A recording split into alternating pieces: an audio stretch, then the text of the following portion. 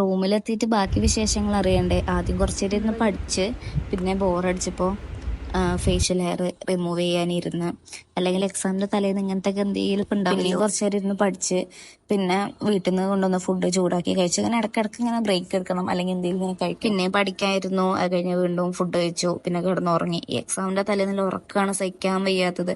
പിന്നെ രാവിലെ കോളേജിൽ പോയി ഹോൾ ടിക്കറ്റ് എടുത്ത് എക്സാം എഴുതി.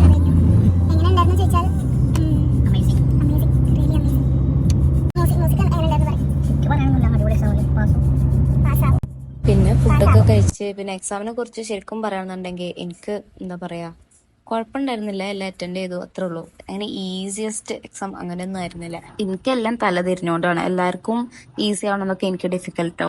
ഇത്രയൊക്കെ ഉള്ളൂ എൻ്റെ എക്സാം ഡേ. ഇതിങ്ങനെ റിപ്പീറ്റ് ചെയ്ത് ഇങ്ങനെ പോയിക്കൊണ്ടേയിരിക്കും. ഇതൊന്നൊരു ചേഞ്ച് ഒക്കെ ഞാൻ ആഗ്രഹിക്കുന്നു. ഇൻഷാല്ലാ നടക്കട്ടെ. പ്ലാനിങ് ഡെയിലി നടക്കുന്നുണ്ട്, അങ്ങനെയാണല്ലോ.